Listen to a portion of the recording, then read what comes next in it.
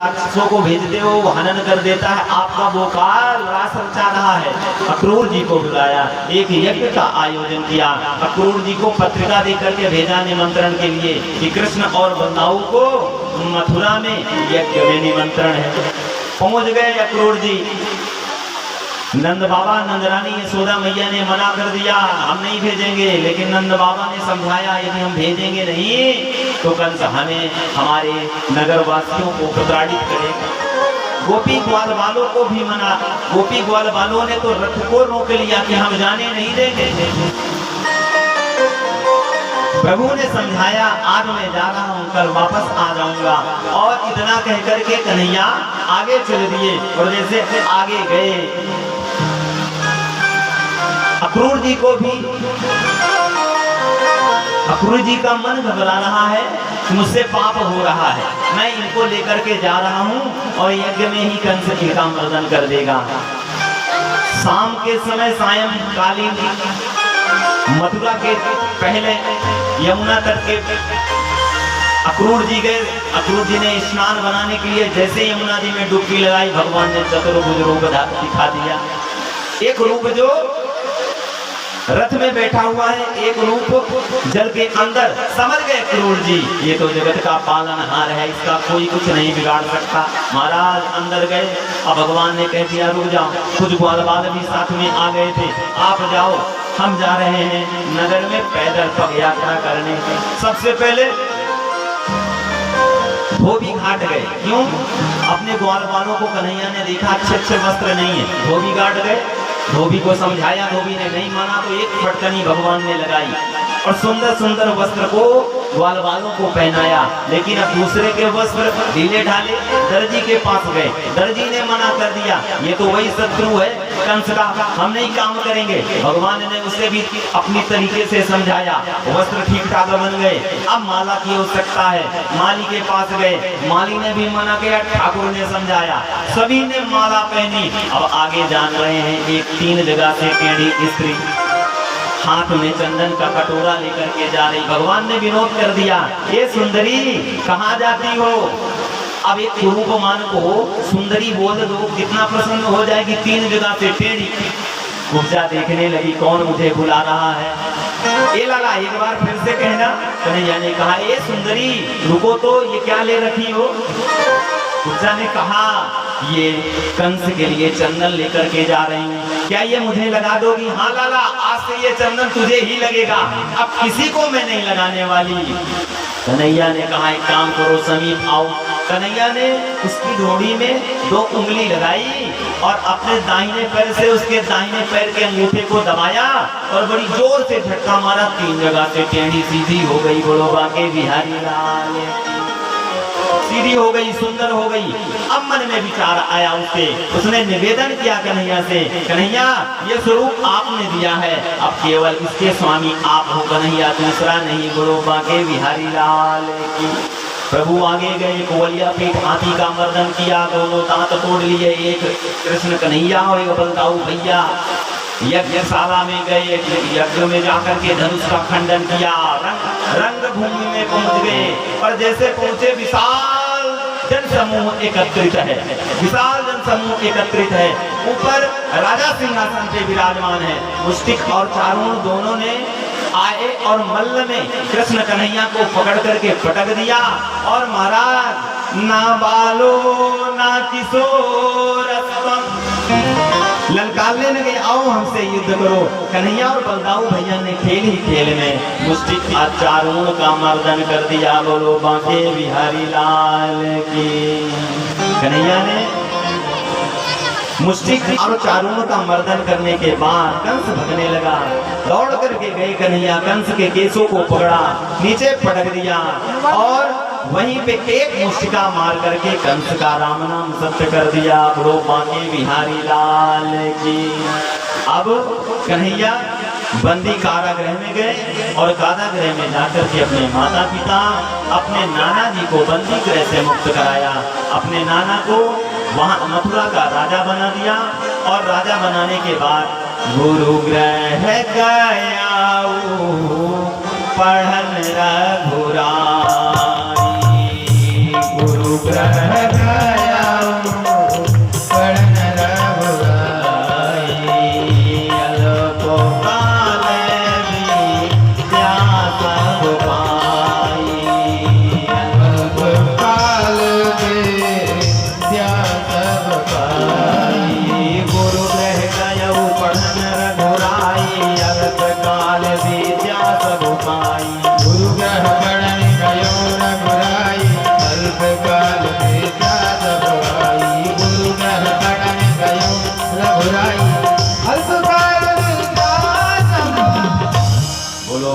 बिहारी लाल की, सांवरिया सरकार की, श्रीमद् भागवत महापुराण की जय हो। अभी कृपया आप लोग बैठ जाएं, थोड़ा समय लगेगा, केवल 10 मिनट और 10 मिनट में फिर ठाकुर का विवाह उत्सव मनवाएंगे।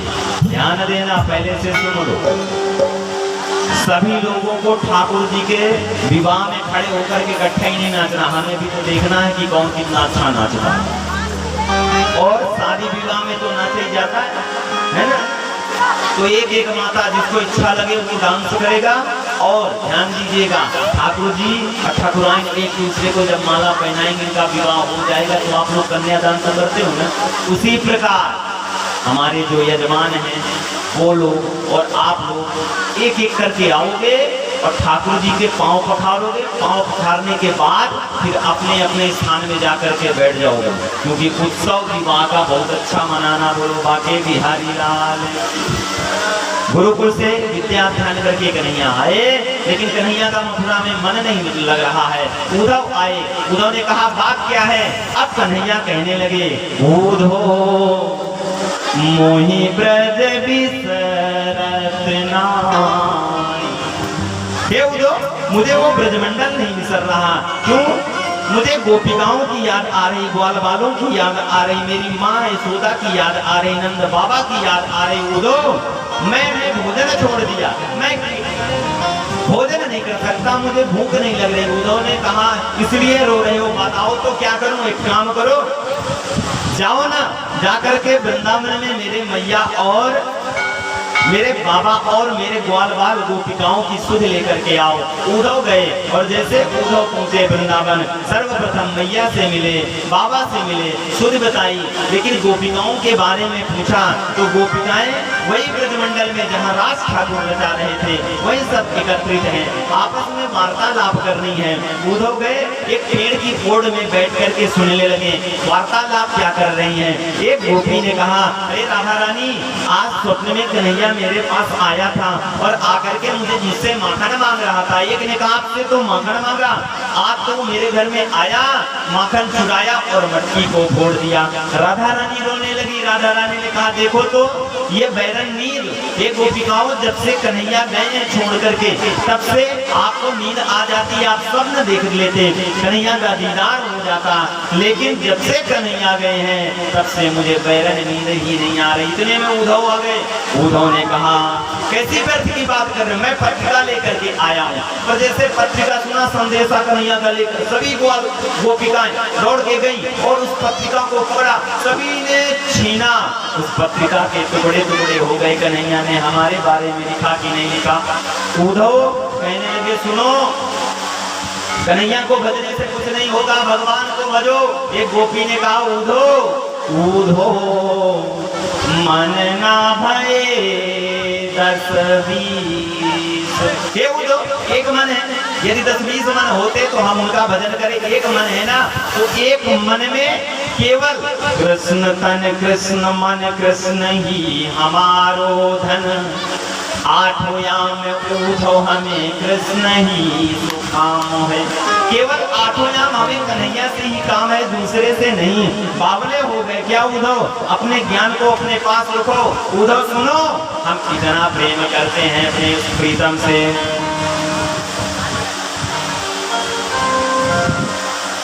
उद्धव ये तो प्रेम की बात है उद्धव,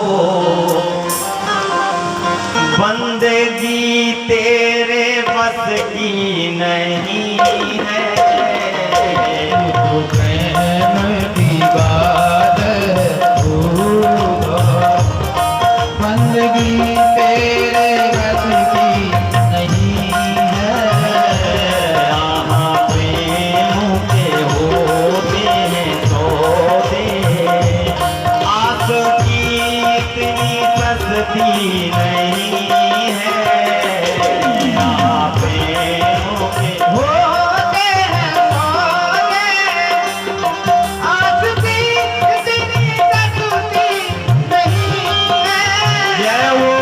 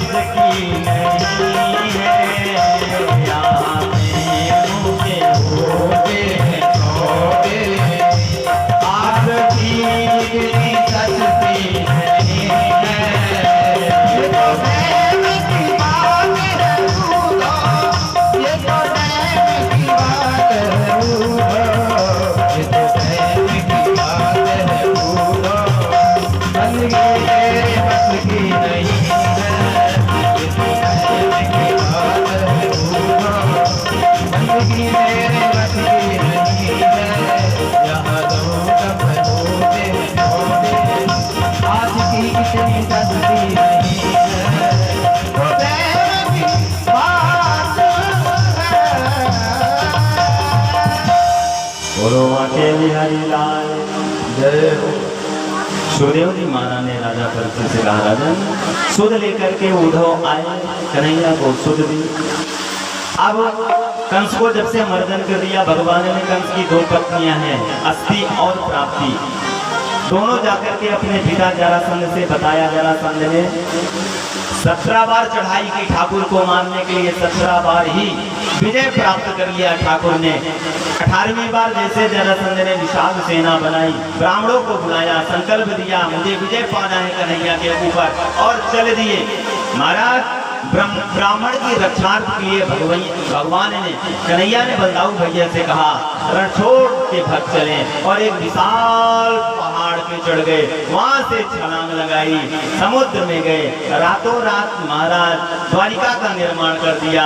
सोते हुए सभी ग्वाल वालों गोपिकाओं को, सभी को द्वारिका में बुला दिया, स्वयं राजा बन गए। रेवत नाम की पुत्री रेवती से बलदाऊ भैया का विवाह हो गया। अब कृष्ण कन्हैया की बारी। भीष्मक नाम के एक राजा है, जिनके 4 पुत्र, सबसे बड़े वाले का नाम रुक्मिणी, एक पुत्री जिसका नाम रुक्मिणी। रुक्मिणी ने कभी कन्हैया को देखा नहीं। श्रुत्वा गुणान् भुवन सुंदर शरणवतान्ते, निर्विष्ट कर्ण विवरैर् हरतोऽङ्गतापा, रूपं दृशां दृशिदशामखिलार्थलाभं, त्वय्यच्युतो विशतमानस। रुक्मिणी ने कभी कन्हैया को देखा नहीं, लेकिन रुक्मिणी का विवाह उसका भाई रुक्मिणी शिशुपाल के साथ करना चाहता है।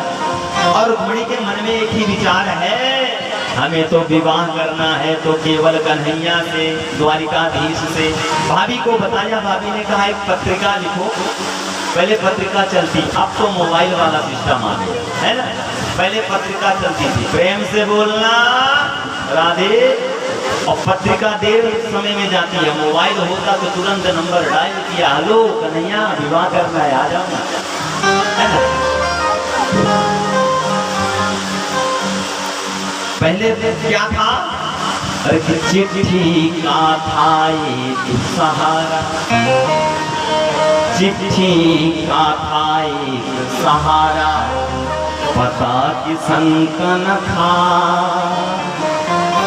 कृष्ण विरह में, इसलिए राधा पीट रही थी माथा।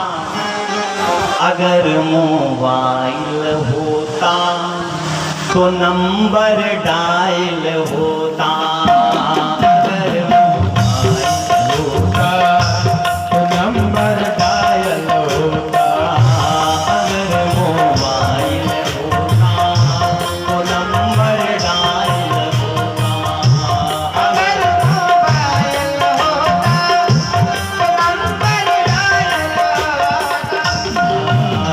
चिट्ठी का था एक सहारा, कृष्ण विरह में, इसलिए राधा पीट रही थी माथा। अगर मोबाइल होता तो नंबर डायल होता, अगर मोबाइल होता तो नंबर डायल होता,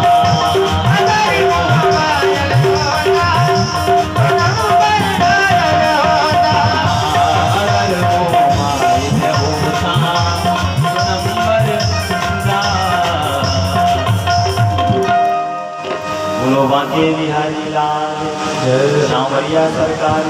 पत्रिका लिखी गई, पत्रिका लेकर के विप्र गए, कन्हैया को बताया। कन्हैया आए, और कन्हैया जैसे आए, कन्हैया ने जैसे पूजन करने के लिए अंबिका मैया का आई, रुक्मिणी मैया लेकर के चले दिए। रुक्मिणी को पता चला युद्ध हुआ, भगवान ने रथ के पहिए से बांध दिया। अब भीष्मक राजा आए, सभी ने समझाया, विवाह की बारी। अब सुंदर सा श्रृंगार, रुक्मिणी मैया का सुंदर सा श्रृंगार कन्हैया का किया गया, सजाया जा रहा है। हमारा निवेदन है,